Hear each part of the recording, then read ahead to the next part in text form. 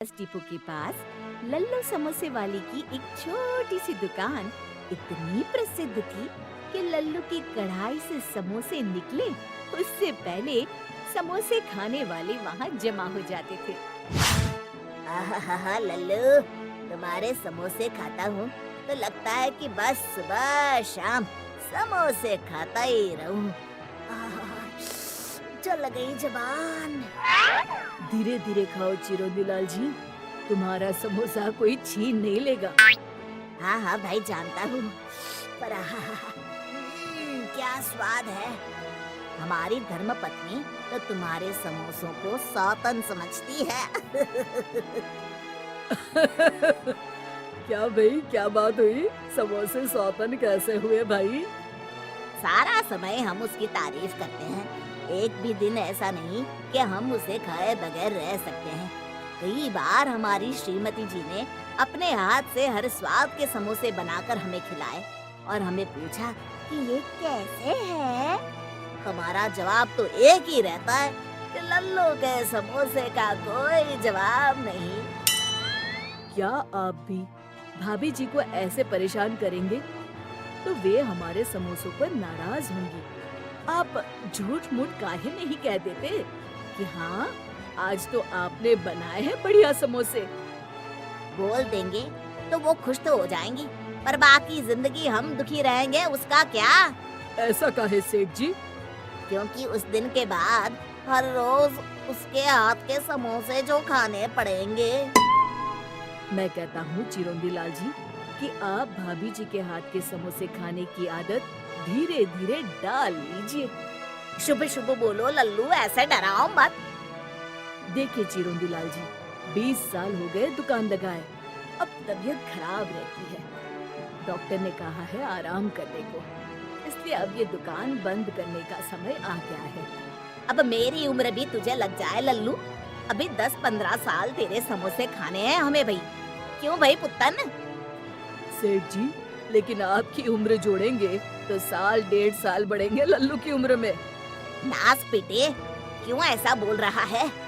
और नहीं तो क्या, हर रोज सुबह शाम समोसे खा खा कर ये जो इतनी बड़ी तोंद बढ़ाई है ना, इस बोझे को उठाकर और कितने दिन निकालेंगे आप?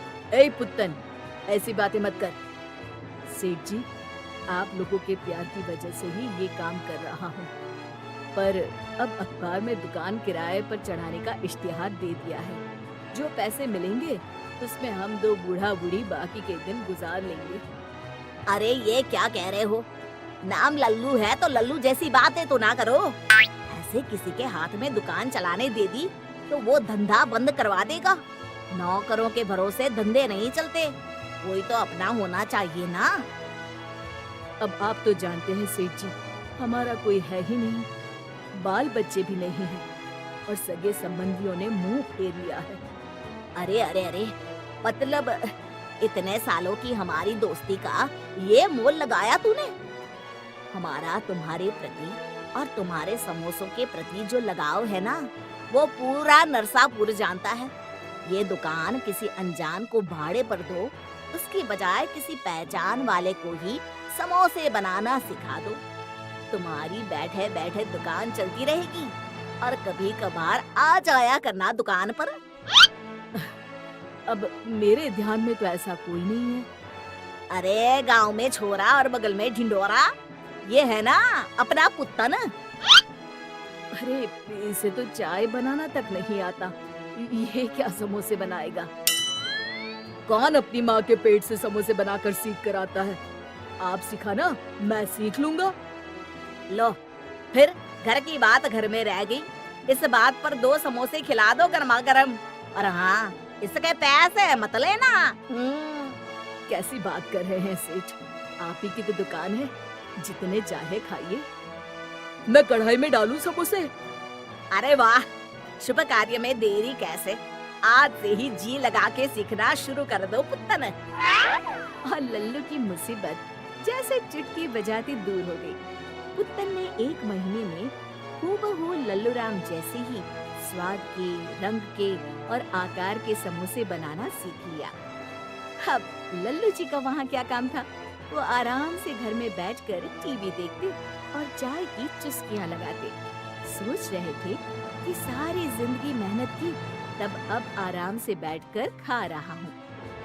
पर पता नहीं कि क्या हुआ, अचानक पुत्तन ने एक हफ्ते से दुकान आना बंद कर दिया।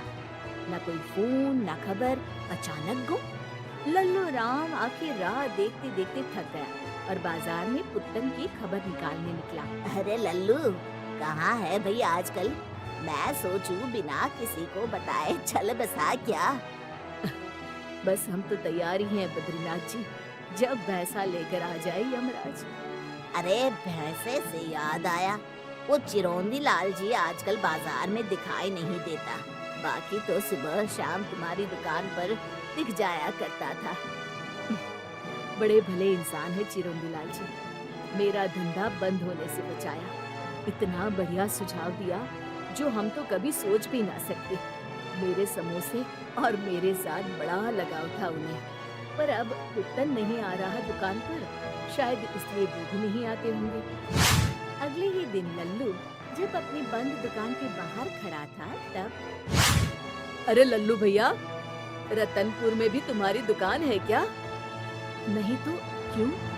क्या बात कर रहे हो? कल ही हम वहाँ से समोसे खाकर आए हैं अपने परिवार वालों के साथ, और कसम से बिल्कुल हूबहू तुम्हारे समोसों का स्वाद। वही आकार और हाँ, वही चटनी भी।